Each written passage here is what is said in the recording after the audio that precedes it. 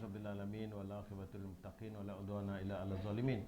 Asyhadu an la ilaha illallah wa asyhadu anna sayyidana Muhammadan abduhu wa rasuluhu. Allahumma salli ala sayyidina Muhammad wa ala sayyidina Muhammad. Amma ba'd.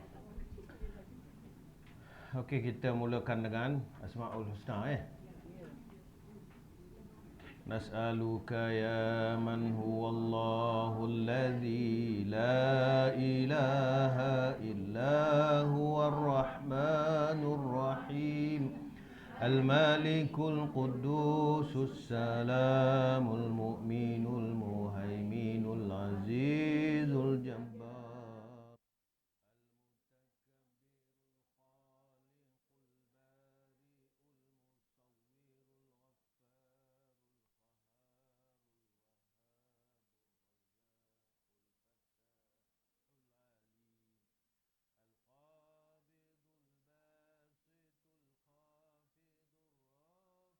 المعز المذل السميع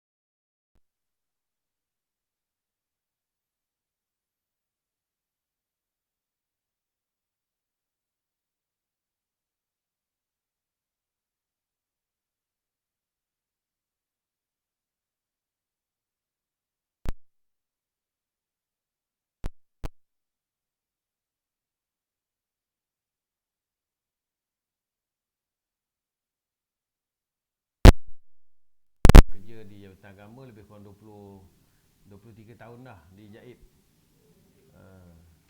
Hari ni saya ganti Ustaz Fuad. Tadi Ustaz Faisal. Allah, ayah dia pula sebut. Ustaz Faisal Fuad. Tadi saya pergi bawa anak lu ambil darah. Dia, anak saya tu 6 bulan sekali kena ambil darah. So saya pergi hospital awal sebab ambil darah sekejap je. Lepas pergi ambil, saya selisih nampak dia tadi, Ustaz Faisal. Dia appointment isteri dia kot. Nampak macam dia bawa isteri dia. Ha? Oh dia? Oh dia sendiri? Oh ya? Oh tapi nampak dia ada sekali dengan isteri dia tadi. Saya ingat kot dia bawa isteri ke, appointment dia ke. Tapi isteri bawa dia ya. Ya. Okey, itu je lah lebih kurang kan. Jadi saya ganti-ganti ni. Ustaz Faisal selalu dia mengajar bab apa? Oh sirah. Jauh benar lah beza saya punya bidang. Saya ni perkhususan saya lah. Saya memang minat saya dalam bidang fiqh. Bidang fiqh, usul fiqh. Bidang-bidang yang berkaitan dengan fiqh lah. Muamalat, munakahat, jinayat. Dulu saya belajar dulu jinayat. Dia panggil ijazah saya ijazah syariah wal qanun, syariah dan undang-undang. Lepas tu sambung lagi pun buat diploma undang-undang juga. Konon-kononnya jadi hakim lah ya. Tapi ya, Allah bagi jawatan yang lebih sesuai. Ya. Okey. So ya, satu lagi bab faraid. Itu saya minat lah tu. Ya. Okey, boleh juga kalau kita hari ni kalau nak bincang. Tapi ada kot ustaz mengajar bab faraid sini. Bab faraid, wasiat. Okey, kalau itu saya bincang bab itulah hari ni sebab dia sekali-sekala kalau saya guna kitab nanti dia tersangkut, tak tahu bila pula sambung. Takkan nak sampai kuasa kot. Okey. Yang pertamanya dalam bab harta ni, kalau dalam pengurusan harta masa hidup ni, itu kita bincang dalam bab muamalat, fiqhul bai' dia panggil, fiqh jual beli. Itu dalam bab itulah, itu pun banyak juga sebenarnya kalau dibahaskan. Apa nama ni, orang duk tanya sekarang ni, baru ni tadi ada orang viral, macam mana nak akad kita beli barang dengan Foodpanda, ya. Kan ada dia kan, dia kata macam mana ke, dia kata kaedah dia, kita akad hibah ke apa dia cakap tadi. Ya, saya tengok balik sekali lagi. Dia punya ada orang viral lah.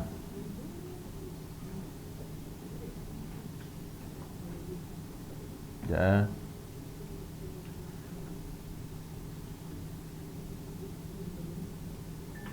Okey, dia kata kepada yang gemar beli makanan Foodpanda, Grab, anda hendaklah guna akad hibah dengan kasat di hati, tak kala bayar secara online supaya makanan itu menjadi milik anda lagi halal.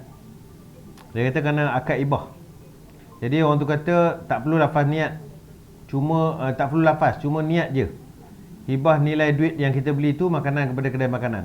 Harga makanan RM10, masa klik button place order tu, niat RM10 tu aku hibah kepada pemilik akaun ini, kedai makanan tersebut.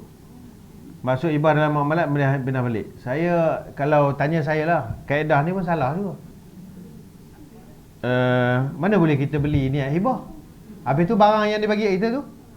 Okey, kita bincang hari ni 3 benda. Wasiat, hibah, faraid, pusaka. Hibah ni adalah pemberian secara sukarela tanpa balasan. Itu hibah. Pemberian sukarela masa hidup,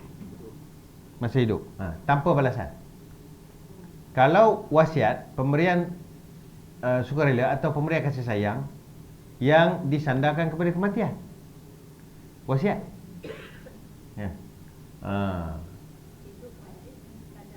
Kalau hibah masa hidup. Kalau faraid adalah penentuan. Faraid adalah ketentuan, bukan penentuan, ketentuan yang Allah Ta'ala tentukan pada hak harta ahli waris. Itu faraid. Ini yang baru masuk, saya adalah guru ganti. Risau demo macam apa hal lain muka Ustaz Faisal ni. Saya guru ganti. Saya sekala buat permohonan guru ganti. Sementara. Okey. So kalau tanya saya, sebenarnya pembelian online ni kita dah bincang dah. Okey, yang kedua salah dia apa? Salah dia kata niat je. Sedangkan mazhab kita Syafi'i, syarat pada akad tu dia mesti lafaz. Dia tak boleh niat. Tak boleh dalam hati. Disebut kerana berdasarkan ayat Al-Quran, ya ayyuhallazina amanu la ta'kulu amwalakum bainakum bil batil illa an takuna tijaratan antaradin minkum. Illa an takuna tijaratan antaradin minkum. Kecuali berlakunya jual beli, berlakunya perniagaan yang padanya ada redha meredai. Imam Syafi'i mengambil faham pada makna ayat ni, istinbat atau istidlal pada ayat ni, mengambil dalil pada ayat ni bahawa untuk mencapai maqasid redha tu, untuk mencapai maqasid, untuk mencapai maksud yang Allah suruh redha tu, dia mesti ada lafaz. Mesti ada petunjuk dia, iaitu lafaz.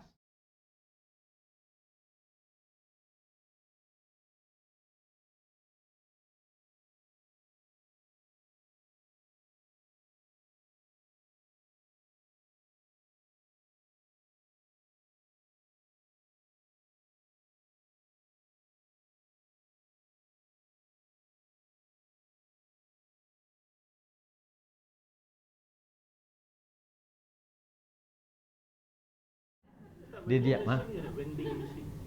Ya, vending machine ya. Okey. Kita dah masuk bab ni banyak, bagus jugalah, tak apalah. Saya okey je. Kan? Jadi kalau dia diam setuju, diam tanda setuju. Tapi dalam muamalat diam tidak menunjukkan setuju. Redha bil lafzin. Redha itu dengan lafaz. Sebab tu rukun dalam mazhab Syafi'i pada jual beli yang kelima disebut sirah. Dia bukan sebut akad, dia sebut sirah. Sirah ni ada lafaz. Cuma ulama sekarang bincang apakah boleh kias ganti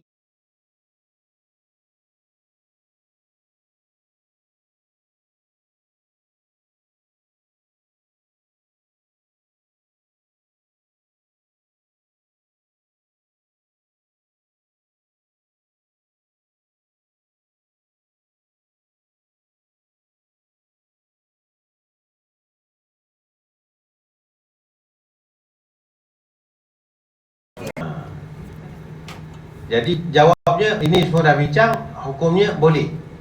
Maknanya benda-benda ni boleh bergantikan lafaz. Sebab tu kadang-kadang kita pergi bank, kita tak akad pun, kita tak sebut pun akad kita gini, tapi kita sign agreement. Agreement tu adalah mengganti lafaz akad. Okey. Itu satu part.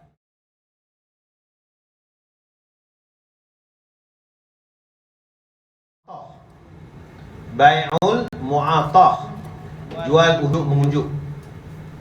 Jual ujuk mengujuk tanpa lafaz. Okey. Mazhab Hanafi menghukumkan harus jual beli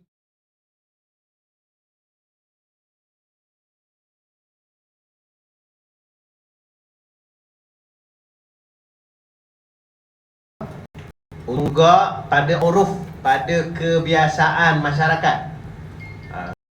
Saya perkataan yang fiqh, mustalah fiqh ni saya akan bagi terjemahan. Pada kebiasaan masyarakat, uruf, kaedah disebut uruf atau adat. Dalam kaedah fiqh disebut al-adah muhakkamah. Adat boleh jadi hukum.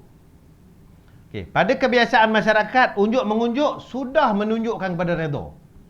Itu pendapat dalam mazhab Hanafi. Dan pendapat ini disetujui termasuk ulama-ulama Syafi'iyah seperti Imam Nawawi.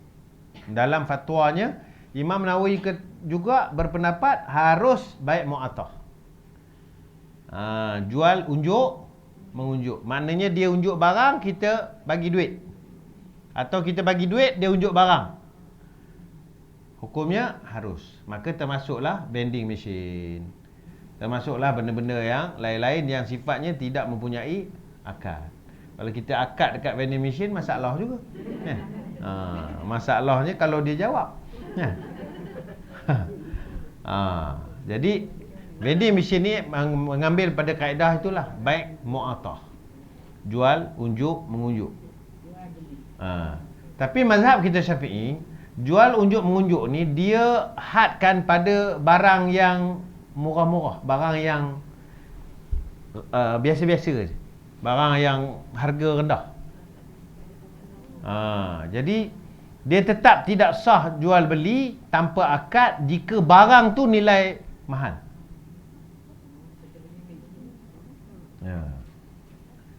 Ini rakaman kan live? Rakaman okey. Risau juga, takut terlepas, tersalah cakap live. Kalau rakaman tak apa. Okey. Yalah, mana tahu kadang terbaca salah ke, tercakap salah ke. Okey. Oh ya. Tak ada yang masuk. Oh, tak ada orang tengok. Okey. Makna tak cukup glamour lah tu. Saya boleh tanya tu. Ya, boleh tuan. Hukum yang jadi broker tu macam mana? Broker maknanya banyak soalan Mak Malak ni ya. Ya. Broker ni dia dalam bab wakalah. Dalam bab wakalah, wakil. Hukum wakil apa? Harus. Okey. Wakil hukumnya harus. Boleh tak saya wakilkan orang lain untuk menguruskan? Boleh. Syarat dia orang yang menerima wakil dan orang yang wakil adalah orang yang berkelayakan. Syarat layak dia apa? Syarat layak dia baligh, berakal dan tidak tertahan daripada menguruskan harta. Seperti orang bankrupt, orang yang safih, orang yang bodoh, orang yang ialah yang macam itulah. Dia bukan gila tapi dia tak cukup cerdik untuk diberi duit. Okey. Jadi orang yang mewakil pun cukup syarat, orang yang menerima wakil pun cukup syarat. Maknanya dalam mazhab kita kanak-kanak tak boleh. Kanak-kanak tidak boleh menguruskan harta, tidak boleh mewakilkan orang untuk menguruskan harta. Kanak-kanak diuruskan hartanya oleh walinya. Berapa had umur kanak-kanak? Kalau ikut dalam perbahasan mazhab, balighlah. Tapi kalau ikut undang-undang kita, 18 tahun. Ada qaul dalam mazhab Hanafi, baligh ni 18. Jadi dalam bab harta, saya cenderung untuk setuju bahawa umur untuk betul baligh dan rushd, baligh dan cerdik untuk menguruskan harta yang sifat dia mahal ni, yang beli rumah ke beli kereta ni, 18 tahun lah ke atas. Untuk ibadat, untuk ibadat boleh pakai baligh mimpi, keluar air mani sebagainya tu, itu dah maknanya bermula dia untuk menjadi untuk beribadat. Begitu juga saya pun ada pandangan yang ada berbeza sikit. Saya dalam bab wali, menjadi wali. Budak kanak-kanak menjadi wali, bukan kanak-kanak lah, mana dia baligh, dia jadi wali. Umur berapa yang boleh jadi wali? Saya cenderung 18 juga. Tapi ikut fiqh kita, dia baligh saja boleh jadi wali. Sebab saya pernah nak nikahkan orang, wali dia umur 12. Wali dia itu je yang ada, umur 12. Tapi bila saya tanya-tanya, macam orang Kedah kata macam kanyak sangat lagi. Kan? Orang Perak tu beringuh ya. Beringuh lagi. Hilang confident aku. Kan? Pasal wali kan, wali dia mestilah kan Nabi kata la nikaha illa biwaliyin mursyidin. Tidak sah nikah kecuali dengan wali yang mursyid. Rushd ni maknanya cukup cerdik dan matang. Itu perbahasan bab fiqh baligh. Dan memang kita setuju Perak, Malaysia kena ada satu pakar-pakar pengkaji buat fiqh Malaysia. Fiqh Malaysia. Dia memang kena ada. Dia uruf kita tak sama dengan benda-benda lain. Dengan negara-negara lain. Contohnya hukum wanita keluar rumah pergi masjid, belajar dan sebagainya. Sebahagian pendapat di negara Arab masih lagi hukum haram atau makruh. Kalau ikut mazhab Syafi'i pun, ibu-ibu yang ikut mazhab Syafi'i tak boleh ni, datang-datang ni. Tak boleh. Kan? Tak boleh. Dia maksudnya dia pergi ke masjid ni, pergi masjid bagi wanita ni hukumnya makruh. Dia bukan benda dia kata itu pendapat yang asal dalam mazhab. Jangan pula lepas ni kata jangan datang. Tapi berdasarkan wakil, berdasarkan perubahan zaman, ya, taghairul ahkam bi taghairil azminah wal amkinah, berubah hukum kerana berubah masa, berubah zaman ni, maka ramai ulama melihat bahawa hukum-hukum, sebahagian hukum-hukum yang ada kat kita ni hukum yang didatangkan dengan illah, dia panggil hukum yang sabit dengan illah, dengan adanya sebab. Maka jika sebab itu hilang, maka hilang, hukum pun berubah. Maka sebab wanita dilarang ke masjid dulu, dua sebab utama, iaitu fitnah dan keselamatan. Untuk mengelakkan fitnah dan keselamatan. Kalau ada yang lawa sangat, dia datang ke masjid sembahyang, imam ternampak dia je terus hilang bacaan, kan? Yang tu pakai inilah, pakai niqab lah. Sebab tu orang perempuan yang cantik sangat memang digalakkan pakai niqab, mengelakkan fitnah. Walaupun hukum asal pakai niqab bukan sunat. Tapi yalah, tak apalah, demo yang pakai tu tak apalah, kita tak larang pun nak pakai. Tapi dia datang dengan elah, ada sebab. Hatta orang lelaki yang handsome sangat pun, pernah Nabi Sayyidina Umar cukurkan rambut dia. Sebab dia terlalu menarik. Tak boleh juga. Arahan buang negeri. Dia kena pergi ke tempat lain. Maknanya tempat tu perempuan ramai kot. Bahaya. Jadi macam Nabi Yusuf nanti. Ya.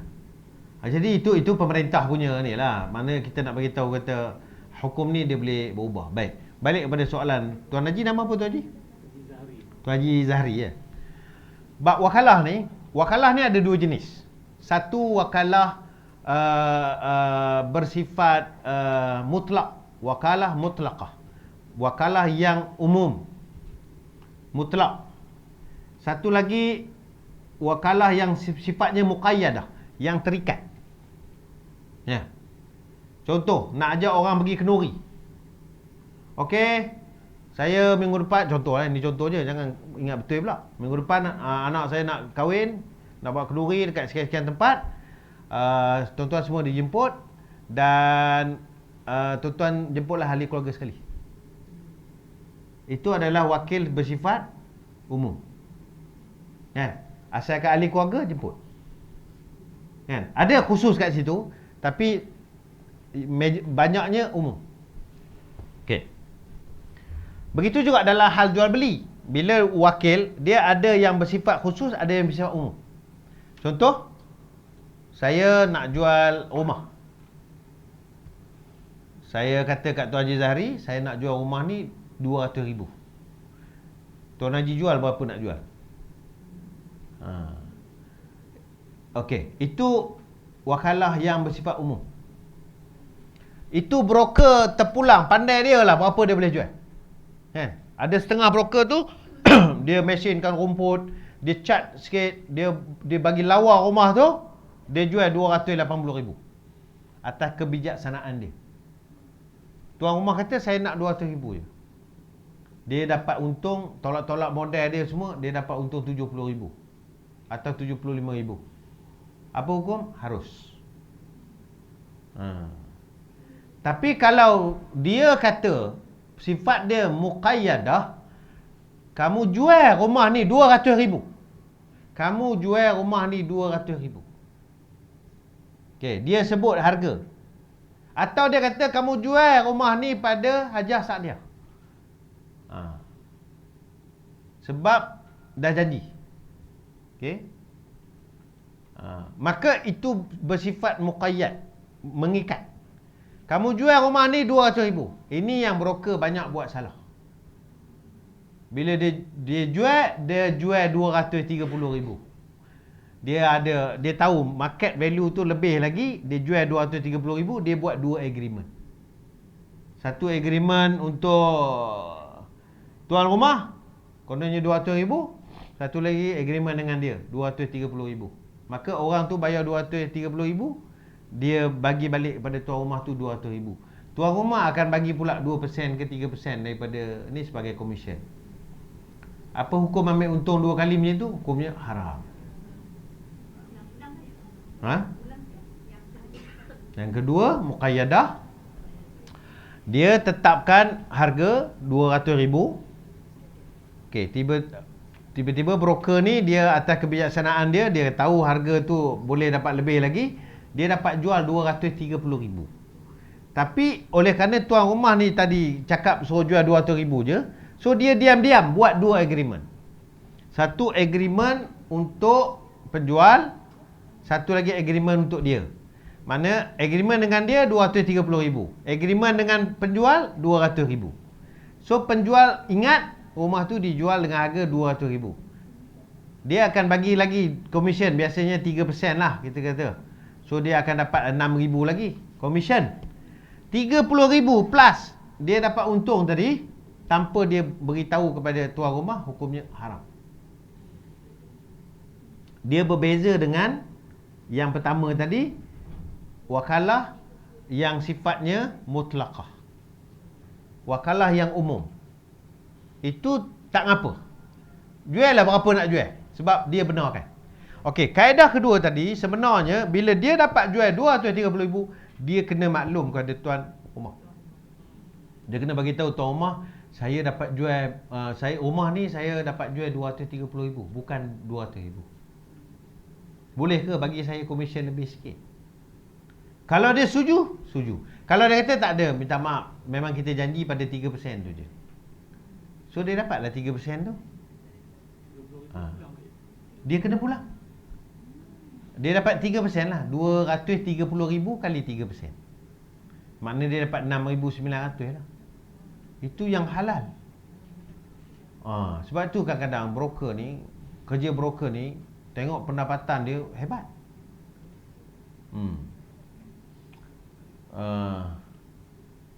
Partner kakak saya dulu orang putih, dia ada banyak hartanah di sebelah, rata-rata lah, antaranya dia cerita itu dekat Dubai lah. Dia jual beli semua tu pakai broker pakai Bentley, broker pakai kereta Bentley. Sebab ialah hartanah sana pun bukan murah-murah lah kan. Tapi ialah, saya pun tak pastilah sama ada broker tu kaedah yang betul atau kaedah yang tak betul, wallahualam lah. Tapi broker kalau kata atas bijaksana dia, memang dia boleh buat duit betul. Tapi dari segi syarak, kalau dia sifatnya muqayyad, dia expand benda tu lebih, dia jual lebih tanpa pengetahuan pemilik, hukumnya haram.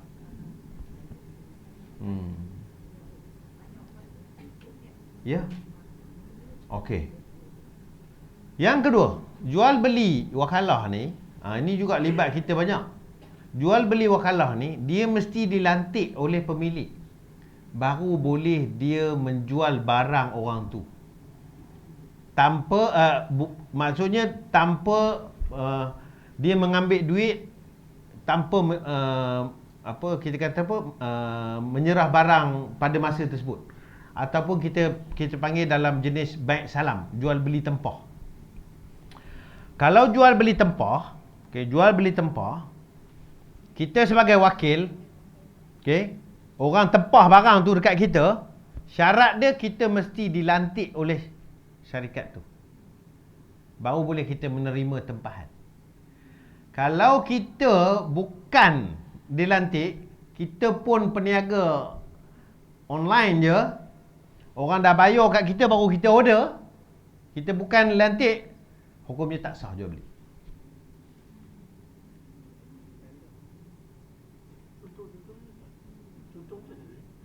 Okey, contoh.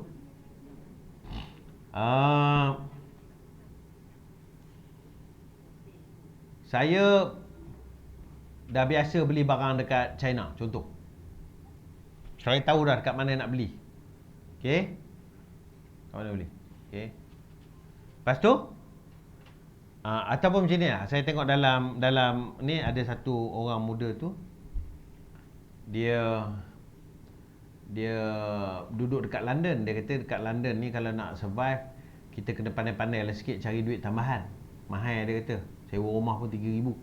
Bilik, bukan rumah. Sewa bilik kecil 3,000. So dia kata, okey, saya pergi dekat kedai-kedai, dia kata saya tengoklah barang-barang apa orang Malaysia suka. Kan? Lepas tu saya akan offer lah kat orang Malaysia, nak beli ni tak? Nak beli ni, nak beli ni. Siapa nak beli? Dia bayar dekat saya. Lepas tu saya post lah. Okay. Dia ada dua keadaan. Yang pertama, kalau barang tu dia dah beli, okay, dia dah beli, contohlah pen ni, saya dah beli pen ni. Lepas tu saya masuk dalam iklan, siapa nak beli pen ni, satu RM5, campur pos RM8, contoh lah, kan. Siapa nak beli, maka ada orang nak beli, dia pun bayar. Barang tu saya punya, saya post, hukumnya harus, tak ada masalah. Masalahnya barang ni kat kedai lagi. Saya ambil gambar, saya post, siapa nak beli barang ni, saya jual harga RM5, RM8. Siapa nak, RM8, bayar dulu. Dia bayar dekat saya tu, sedangkan barang ni bukan milik saya lagi. Faham tak? Hukumnya tidak harus. Jadi haram lah. Tidak harus maknanya haram lah. Jual beli tidak harus ni maknanya haram lah. Pendapatan tu haram. Ya. Macam mana buat? Dalam shopper. Personal shopper, ya. Okey, kalau dia sudah dilantik oleh syarikat, tak ada masalah. Contoh, kita jadi ejen MW. Ejen siapa lagi? Apa lagi syarikat yang selalu orang perempuan ni? Ejen apa? Tupperware. Betul. Ejen Tupperware. Kita bawa katalog. Kan? Kita bawa katalog. Orang pun okey, oh yang ni bagus ni kita katalog. Okey, saya nak order ni. Orang ni nak order ni, order. Itu dia panggil baik salam juga, order. Barang tak ada juga dekat tangan dia. Tapi sebab dia wakil, hukumnya harus. Sebab dia adalah wakil. Dia adalah orang yang dilantik sebagai ejen. Hukumnya harus. Tapi kalau tak ada kena-mengena, datang offer, kan? Tak apa, aku boleh. Kakak aku punya ni kedai. Dia ada kedai Tupperware. Tak apa, siapa nak beli dengan saya. Sedangkan dia tak pernah diwakilkan oleh kakak dia pun, dia pandai-pandai aja, dia ambil untung. Cara tu hukumnya tidak harus. Tidak sah jual beli. Itu bab wakil tadi ya. Bab wakalah. Jadi wakil ni kita kena tengok. Sama ada kita diwakilkan ataupun tidak, sama ada kita diwakilkan secara mutlak atau diwakilkan secara muqayyad. Kalau nak jadi juru nikah, untuk akad nikah, itu mesti khusus. Mesti diwakilkan khusus. Indonesia kadang-kadang masalah. Dia hantar ni, saya nak ni wali kepada saya sekalian dengan ni mewakilkan kepada kepala kantor. Kepala kantor, maknanya ketua pejabat. Ketua pejabat belum tentu lagi sebagai pendaftar. Jadi dia tak boleh, kita tak terima. Kita nak buat taksis, pengkhususan. Sebaiknya tulis nama terus, jangan tulis jawatan. Kan? Nama terus, wakil. Bahkan sekarang ni telah berlaku 2-3 kali lah semenjak PKP ni. apa nama ni, wakil menerima nikah. Dulu orang tak pernah dengar, jarang. Tapi sekarang ada, kita berlaku lah. Ada pengantin lelaki yang tak dapat hadir majlis tu, dia wakilkan kepada orang lain untuk menerima nikah bagi pihak dia. Boleh? Bukan online. Dalam satu majlis. Ini bukan nikah online.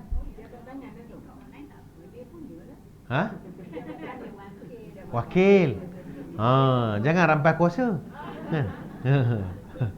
Dia wakil lah. Saya wakil kepada sekalian menerima nikah. Nikahnya siapa? Perempuan tu kan. Maka dia wakil lah. Wakil tu siapa boleh? Syarat tadi siapa pun boleh. Syaratnya dia layak lah. Macam tadi lah. Kalau untuk nikah Muslim baligh berakal. Bukan. Bila-bila pun boleh. Tapi saya cakap tadi, kebetulan masa PKP tu ada, dia nak nikah dah janji dah, tarikh tu, tiba-tiba dia kena kuarantin. Dia tak dapat hadir. Jadi benda dah set dah semua kan. Tangguh-tangguh susah. Kami pejabat pun susah juga kalau tangguh tarikh orang lain nak masuk slot. So macam mana buat? Dia wakil lah kepada adik-beradik dia. Wakil ni tak mesti pegang tangan, tak mesti jabat. Pegang tu sunat je. Tu sebagai penguat. Maka boleh wakil. Wakil wali boleh, wakil pengantin lelaki pun boleh.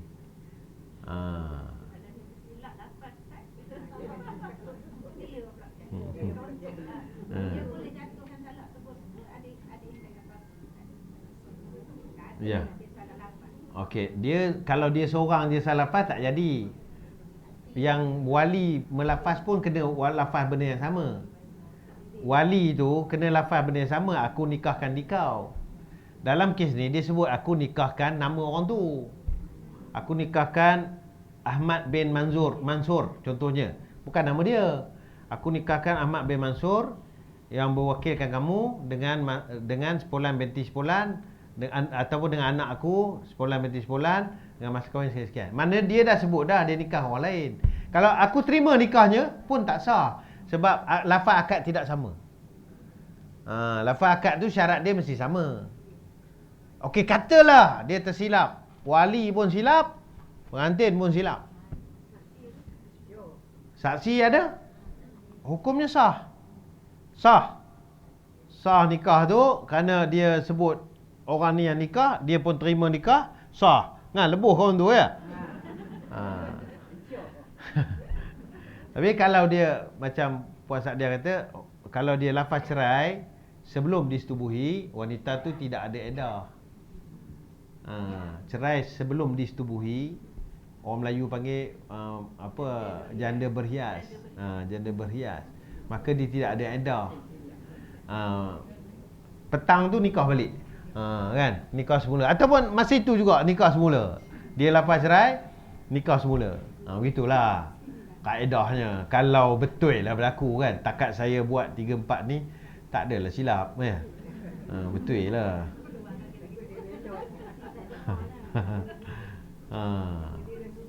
Okey. Ada orang lain ada soalan lain? Ya, sila Puan. Boleh explain macam mana urusan trade-in emas? Okey. Terima kasih Puan. Dalam bab jual beli, dia ada satu jenis jual beli yang Nabi sebut barang ribawi. La tabi'u az-zahaba biz-zahabi wal fiddata bil fiddati wat tamra bit tamri wasy'ira bis sya'iri wal burra bil birri bil birri wal lamha bil lamhi. Nabi kata tidak boleh, jangan kamu berjual beli emas dengan emas, perak dengan perak, gandum dengan gandum, tamar dengan tamar, bali dengan bali, garam dengan garam. Okey. Jadi ulama kata barang ribawi ni, barang yang ribawi ni dipanggil ribawi ni, dia ada dua kategori. Satu dipanggil kategori mata wang, Kategori yang pertama mata wang. Kategori kedua makanan ruji. Okey. Jadi apa larangan Nabi? Tidak boleh tukar emas dengan emas, perak dengan perak, beras dengan beras, gandum dengan gandum. Tak boleh tukar. Okey. Walaupun tak sama grade. Walaupun tak sama grade. Okey. Emas dengan emas kan ada 999, 916, berapa lagi bawah pada itu? 850. Okey. Asalkan dia emas, okey. Hukumnya tak boleh tukar emas dengan emas. Tak boleh tukar perak dengan perak. Tak boleh tukar beras dengan beras. Beras siam dengan beras tempatan. Tak boleh tukar melainkan 3 syarat. Syarat pertama, mesti sama timbangan. Illa sawa'an bisawain, kata Nabi SAW. Yang kedua, ainan bi ainin, cash. Yang ketiga, yadan bi yadin. Mesti ada penyerahan lani. Istilah orang Kedah. Penyerahan lani. Sekarang. Barang mesti ada dan barang mesti diserah sekarang. Okey, itu 3 syarat. Okey. Kalau emas dengan emas, okey, kita buat contoh tadi sebab tanyaannya emas dengan emas mesti ada 3 syarat tu. Okey. Sebab sama jenis. Okey. Jadi sebab itu hukum je, bila kita tukar emas kita yang lama dengan emas yang baru, tukar emas dengan emas dengan nilai yang berbeza. Okey. Satu ni 250, yang lama dia ambil 210, trade in. Maka hukumnya riba, haram. Dia termasuk pada jenis yang Nabi larang, la tabi'u az-zahaba biz-zahabi. Kerana apa? Kerana dia mesti timbangan dan nilai mesti sama. Tak boleh. Maksudnya macam dah kata tadi kan, walaupun grade-nya lain, walaupun apa, kalau emas dengan emas tak boleh. Tak boleh ditukar dengan berbeza nilai. Tak boleh top up. Sebab trade in tu tak betul. Trade in tu salah. Okey. Jadi kaedah dia, jual dulu emas kita tu. Emas tu kita tu, walaupun hakikatnya kita nak trade in, tapi untuk patuh syariah, elakkan daripada berlaku keraguan, kita akad jual dulu emas kita tu. Berapa emas kita? RM20,000. Okey, saya jual emas saya RM20,000. Dia bagilah duit RM20,000. Kedai emas banyak duit. Apa ada kan? Lepas tu kita tambahlah duit kita balik. Saya beli emas yang baru dengan harga RM25,000. Maksudnya pertukaran bukan emas dengan emas, bukan sistem barter. Faham tak? Okey. Kalau kita tukar kereta, boleh tak trade in kereta? Kereta tak termasuk barang ribawi. Saya dah cakap tadi, 2 kategori, emas, mata wang dan makanan ruji. Benda-benda lain tak termasuk. Okey, baik. Okey, kalau yang dah terlepas macam mana? Okey, ada qaul dalam pendapat Ibn Taymiyah. Pendapat Ibn Taymiyah, beliau ni memang ada sebahagiannya bagi pendapat-pendapat yang ada sedikit perbezaan dengan ulama lain, tapi kadang-kadang ada guna juga. Bukanlah ada guna juga, memang digunakan oleh sebahagian ulama. Antaranya bab cerai 3 sekaligus. Mazhab, semua 4 mazhab kata jatuh talak 3. Tapi Ibn Taymiyah kata 1 je. Kalau sekaligus jatuh 1. Sekarang ni fatwa Mesir pakai pendapat tu. Di Mesir talak 3 sekaligus jatuh 1. Tapi di Malaysia tak 3. Sebab kita ikut qaul yang asal. Okey. Ni nak kena ziarah orang meninggal ni, itu yang tengok jam je. Itu pernah lewat. Saya pun dah terjanji bekas penolong mendaftar naik kadi, Ustaz Mutalib almarhum meninggal di Kedas 2. Okey. Dalam bab emas, Ibn Taymiyah kata kalau emas perhiasan emas yang perempuan pakai ni, dia kata trade in harus. Sebab dia bukan mata wang. Dia adalah perhiasan. Dia matlamat dia perhiasan, bukan mata wang. Yang diharamkan kerana elah dia tadi sebut kan, mata wang kan. Jadi beliau berpendapat kalau perhiasan hukumnya harus. Jadi kalau yang dah terlepas tu boleh ambil pendapat tu. Dan kita minta ampun lah dengan Tuhan. Tapi yang ke depan kita ambil lah pendapat yang lebih yang dipakai ulama selamat, kita jual dulu.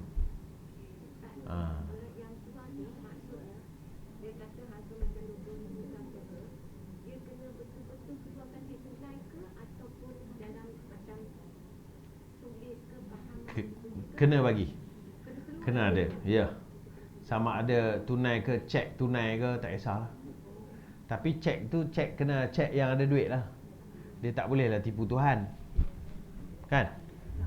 Kalau dia sekadar keluar cek yang tak ada duit, maknanya dia menipu Tuhan, tak guna juga.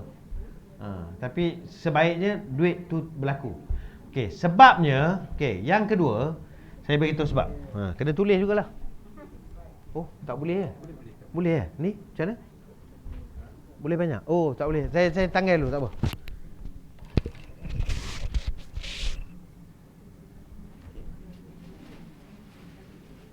Yang pertama tadi saya kata, jika jenis yang pertama sama jenis 3 syarat. Satu, sama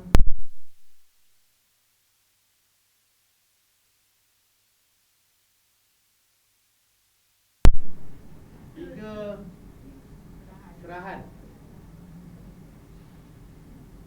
sekarang ataupun dalam serahan dalam majlis. Ini dalam kitab tulis gitulah. Majlis ni maknanya majlis tu maknanya tempat tu lah. Okey. Ustaz. Ya. Sampai. Boleh sampai. Boleh. Terputus ha? Tak. Okey. Okey ya. Dah tak ada ni. Juan. Oh, okey. Oh, pasal situ. Okey, sorry. Awak ni perak.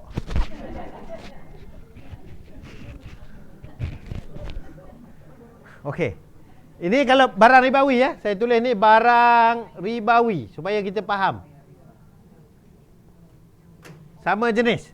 Yang kedua, dia tidak sama jenis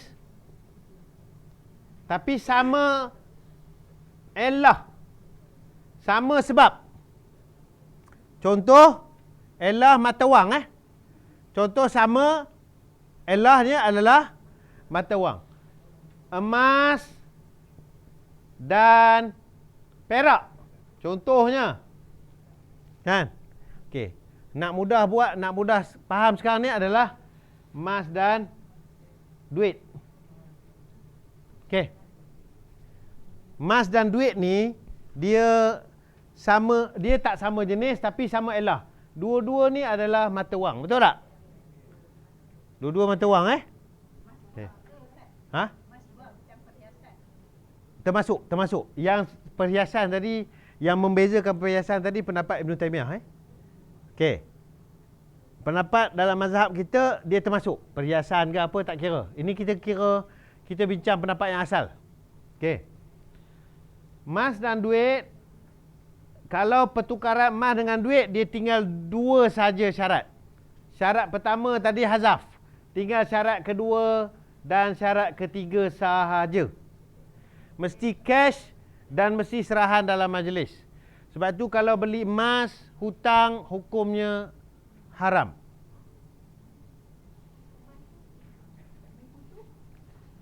Main kutu, dapat duit kutu baru beli emas.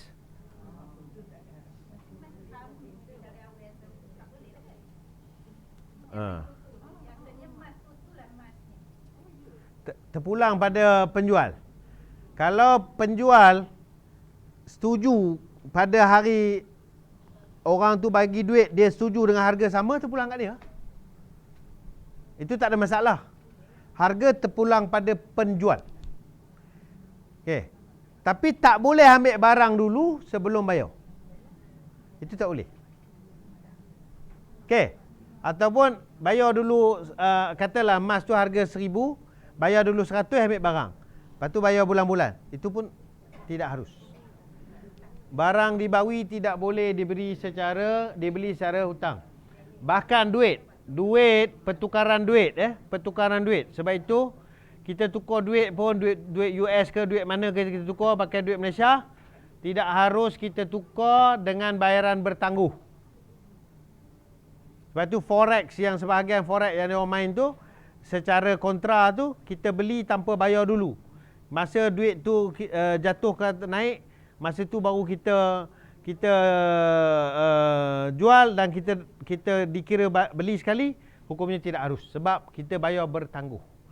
Tapi kaul yang lebih kuat pada bab duit ni, bab forex ni, saya pun sependapat duit bukan barang komoditi untuk didagangkan. Duit tidak boleh diniagakan untuk keuntungan. Niaga duit dengan duit ni hukumnya riba. Dan itu kita kena masuk kelas lain. Saham lain. Saham ada benda. Saham ni adalah perniagaan. Ada bisnes. Itu tujuan pertukaran, tak ada masalah. Yang kita cerita tadi tujuan keuntungan. Okey, ada dua pendapat. Pendapat yang pertama kata boleh, harus tukar duit dengan tujuan keuntungan dengan dua syarat ni. Harus. Okey, kalau tak cash tak boleh. Pendapat kedua yang saya lebih cenderung pada pendapat ini, tidak harus, kerana duit bukan barang komoditi. Duit adalah untuk tujuan pertukaran. Bila banyak orang meniagakan duit, maka banyak duit ni dimanipulasi. Akhirnya duit naik turun ni berdasarkan kepada spekulasi. Maka orang kaya akan jadi lebih kaya dengan menggunakan duit je. Contoh dah berlaku negara kita pun. Orang kaya luar negara, dia gunakan duit dia menjatuhkan ekonomi negara kita. Dia boleh naikkan balik, dia boleh jatuhkan nak bila-bila dengan duit dia yang banyak. Sebab tu banyak orang kata, kita kena garang lah sikit, cakap kasar. Jangan. Kan? Bukan kerana kita takut, tapi akibat pada rakyat tu besar. Sebab mereka ada duit. So itulah sistem yang Allah Ta'ala larang. Riba. Tapi kita tak nampak. Kita nampak macam, apa masalahnya, aku untung kot. Memang kecil-kecil kita untung ni. Tapi kita fikir yang besar ni, mereka pun buat benda yang sama. Yang kaya akan jadi semakin kaya. Duit make money ni, umumnya riba. Tapi bukan semua. Janganlah terus bagi persepsi terus. Tapi yang saya nak bagi tahu gitu. Sebab Islam ni dia suruh. Sebab itu kita bagi orang hutang. Tak boleh dengan hutang kita dapat untung. Sebab duit tak boleh mendatangkan keuntungan. Faham tak? Mesti dengan perniagaan. Kita bagi dia kepala Ra'sul Mal. Kita bagi dia modal. Dia niagakan, kita dapat untung. Boleh. Maknanya kita bukan untung dengan duit kita. Kita untung dengan perniagaan. Tapi kalau kita bagi hutang, dia bayar balik lebih, itu duit kita dapat keuntungan daripada duit kita. Duit membawa untung, kullu qardin jarra naf'an wa huwa riba, Nabi kata. Setiap hutang yang mendatangkan keuntungan adalah riba. Sebab itu konsep ulama kita sekarang ni untuk kita daripada sistem-sistem konvensional, sistem-sistem riba ditukar pada sistem Islamik. Kaedahnya mereka tukar daripada pinjaman, mereka tukar kepada jual beli, supaya adanya bentuk pertukaran. InsyaAllah bab itu kita di akhirat, insyaAllah kita selamat, kerana ulama sudah membuat kaedah bagi menyelamatkan kita. Tapi sistem ekonomi dunia tetaplah, kalau kita bincang kapitalis tu memang kapitalis lah. Tapi untuk kita kaedah-kaedah fiqah ni, ulama-ulama dah tolong kita ni, alhamdulillah. Bab tu kita, sebab tu saya tak setuju orang kata konvensional ni riba dengan ni sama je. Jangan. Ulama kita dah tolong kita, jangan kita mudah-mudah kata sama pula. Tapi kita tahu benda tu ada kelemahan dan sebagainya. Okey. Yang ketiga, last. Yang ketiga, tak sama jenis, tak sama elah. 3, tidak sama jenis, tidak sama elah. Contohnya beras dengan duit. Okey. Beras dengan duit kan? Beras ni elah dia apa? Beras ni elah dia apa? Makanan. Ruji. Duit ni elah dia apa? Mata wang. Kan? Beras dengan duit jenis lain kan? Okey, maka tinggal satu je syarat, iaitu syarat ketiga kata Nabi SAW. Yadan biyadin, hendaklah penyerahan segera. Okey. So kalau beli beras boleh hutang tak? Boleh. Boleh hutang. Boleh hutang, tapi serahan beras segera. Ya, nombor 3 ni untuk barang. Serahan ni barang. Cash ni bayaran. Ini melibatkan bayaran. Sorry lah, tulisan tak elok. Okey. Faham Boleh? Faham? Okey. So, okey, ada satu lagi soalan. Macam mana Nabi kata paling kurang syarat mesti serah dalam majlis barang. Macam mana dengan beli tempah tadi? Baik salam. Okey, baik salam. Ulama bincang dia ada satu bab khas. Dia panggil istisna, pengecualian yang diharuskan kerana apa? Kerana masalihul masalah, kerana ada kepentingan penggunaan dia. Maka jual beli tempah juga hukumnya harus. Itu part lain yang asalnya berlawanan dengan syarat yang sekurang-kurang 3 ni. Tapi jual beli tempah dia ada syarat-syarat dia. Kita bincang untuk pertukaran lain kali. Okey. Saya terpaksa beransur dulu. Terima kasih banyak. Sama-sama. Jumpa lagi insya-Allah. Ila liqa. Terima kasih. Assalamualaikum warahmatullahi wabarakatuh. Bismillahirrahmanirrahim. Alhamdulillah wassalatu wassalamu ala rasulillah wa ala alihi washabihi ajmain. Allahumma zidna ilman nanfa'na bima 'allamtana ma yanfa'una. Alhamdulillah ala kulli hal wa na'udzubillahi min hali an rabbana atina fid dunya hasanah wa fil akhirati hasanah wa qina adzabannar. Alhamdulillah rabbil alamin.